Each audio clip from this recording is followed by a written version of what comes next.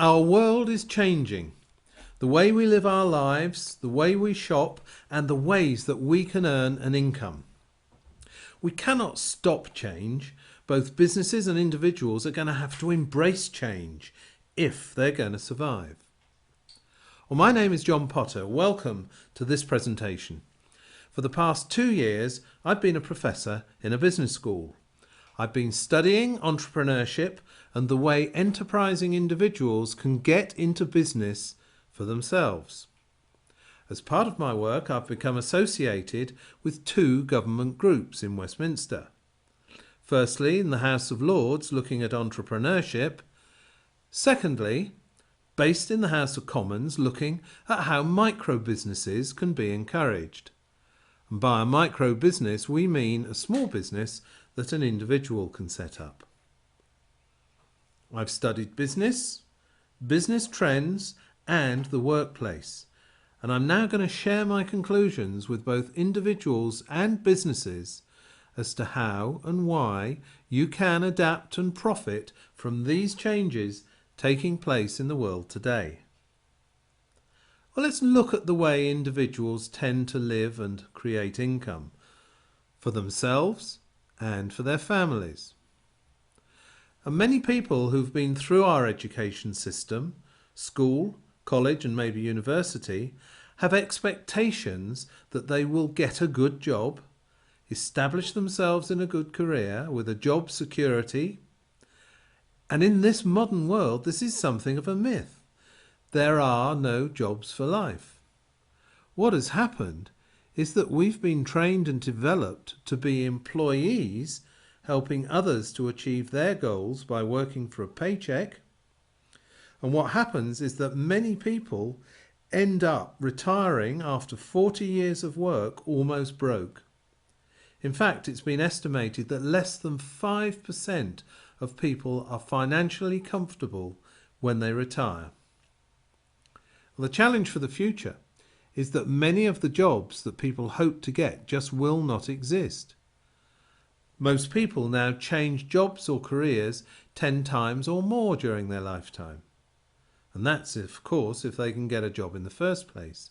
And it's a sad fact that many graduates leaving university go straight on the dole along with the rest of the lost generation.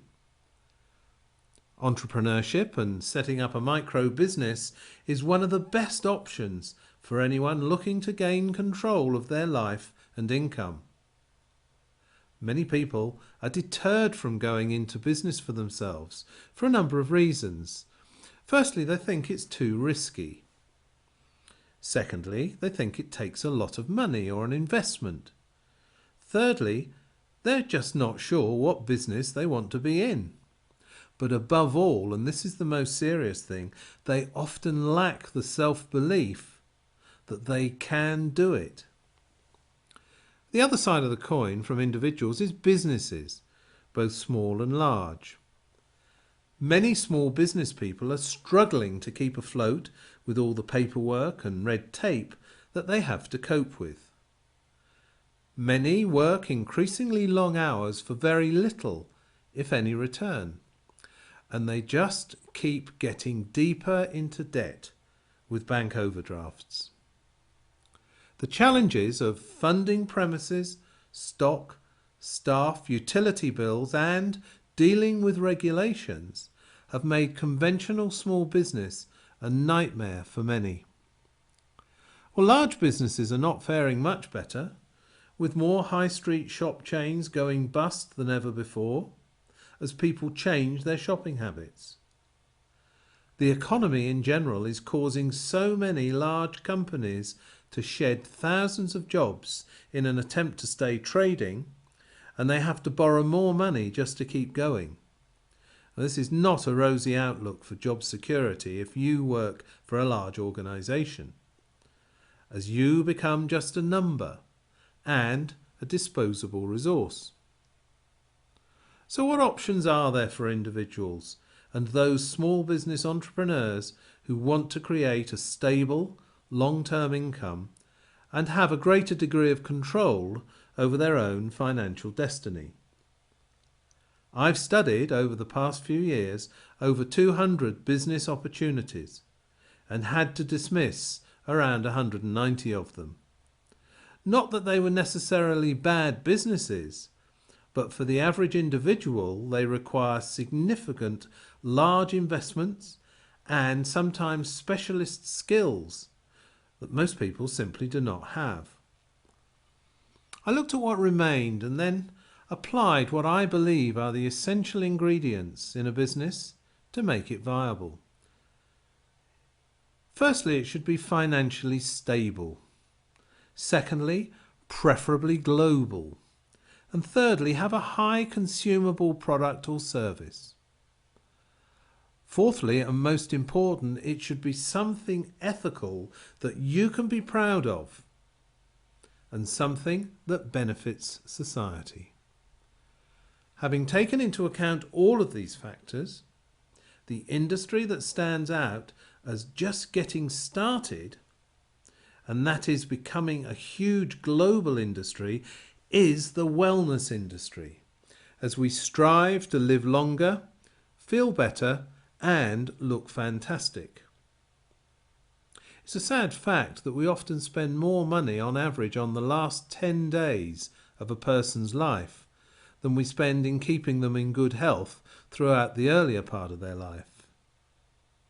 Well, this wellness industry encompasses both the baby boomers, the over 55s, who now form about 50% of the population, and the younger generations who have spawned the huge boom in gyms, fitness and healthy living. Now, I'm often asked a question: which company is making the greatest contribution to the wellness industry? And I've come to the conclusion that company is Forever Living Products.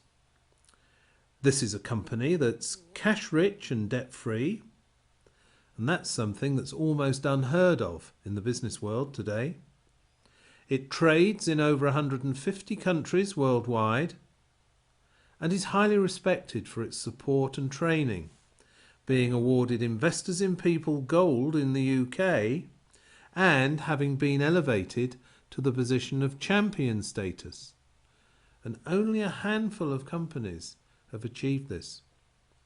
Forever Living has helped thousands of people around the world break free from the jobs they dislike, and it's encouraged people to work towards unlocking their full potential as people, giving them the opportunity to lead a more fulfilling lifestyle. I have been so impressed by this company that I now strongly recommend and urge you to look very closely at how you could start working under the umbrella of this company part-time without affecting your day job and work towards doubling your household income. Well, there is a small investment, as with any micro-business, but it's less than you would pay to put up a sign outside a shop or an office. So why not take that first step today to find out more? You won't regret it. Thanks for listening.